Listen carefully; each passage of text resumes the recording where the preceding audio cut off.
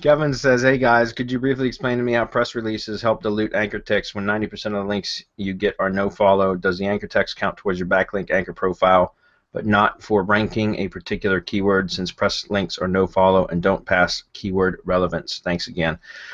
Kevin, that's a good question, but honestly, I don't look at follow and no follow anymore as far as keyword or anchor text ratios, because there's so many keywords are, or excuse me, so many links are no follow now that I think they're being counted. I don't have any hard proof on that, but I just kind of look at the overall link profile, follow and no follow, to look at anchor text ratios, and I try to always keep all my anchor text ratios in balance or in check with what my ratios, my threshold or criteria are, regardless of whether they're follow or no follow.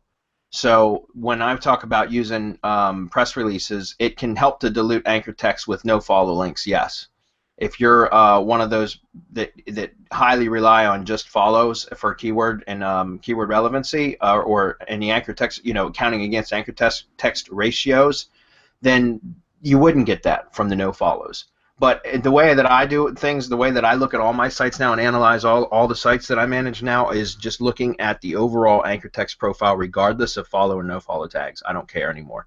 I just want to make sure that I have a diverse or not, non-over optimized anchor text profile. And part of what press releases also do is give you IP diversity and domain diversity, for your link profile, which is natural as well. So, you want to add to that, Hernan, or anybody? Yeah, I just use it then anyways, not only because of the links, but because of the traffic and the exposure.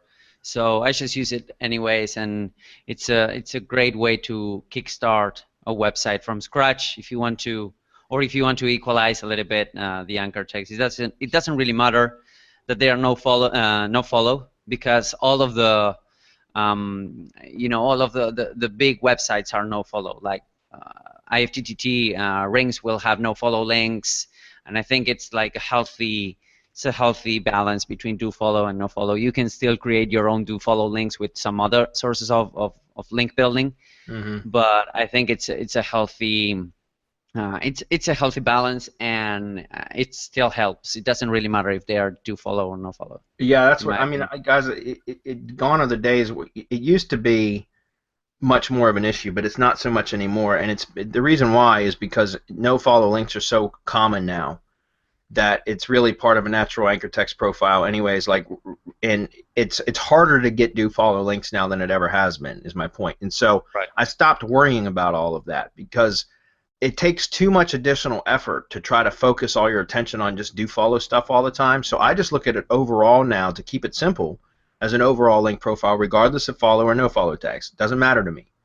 Okay. Now, once I have a link profile, I can identify which are my follow, which backlinks are pointing at me that have do follows.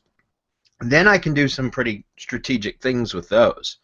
But I don't worry about it in any link building campaign. For example, there was a case study that, well, not really a case study, but a client of mine that provides limo services decided that they wanted to build out a second site specifically targeting wine tours. They had that page on their site, but it wasn't performing all that well. So I told them that we could build another subdomain site targeting wine tours, and using blue chip backlinks, which we've talked about a few weeks in a row now. I really like that tool for finding expired domains that are 100% topically relevant. I found a couple domains that were on Wikipedia pages that had, Wikipedia was linking to these domains that had expired or dropped, and they were on wine pages or winery pages, so they were basically 100% topically relevant to what I was looking for. And one of the pages, I bought two of them. One of them was on a PR6 page, and I know before everybody says, well, PR doesn't matter anymore. Yeah, but it's still the metric that you can still use for, from whenever the last time it was updated. But it was a PR6 Wikipedia page, and it was a no-follow link, because all outbound links on Wikipedia are no-follow. But I purchased that domain, and I did a 301 redirect to the client's money site, which was a brand new site. And I did that there was two domains that I purchased. One I set up as like a PBN. It was just an HTML site that had a link on that home page of that site to my client's subdomain. And then I had the other one, which I did a 301 redirect. I did 2 no-follow Wikipedia links, and I went from page 4 to page 1 in a matter of like 3 days, 4 days. It went to like position number 27, I guess it was page 3, position 27 to position 9.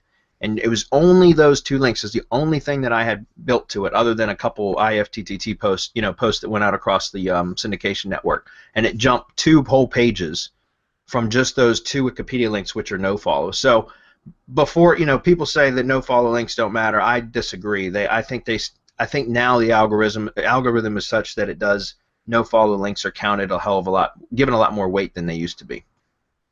So I wouldn't worry about it so much, Kevin. I would just look at trying to dilute look at your overall keyword anchor text ratio and just try to even it out, regardless of either follow or no follow. Okay, that's how I would recommend doing it, because otherwise you just spend too much time trying to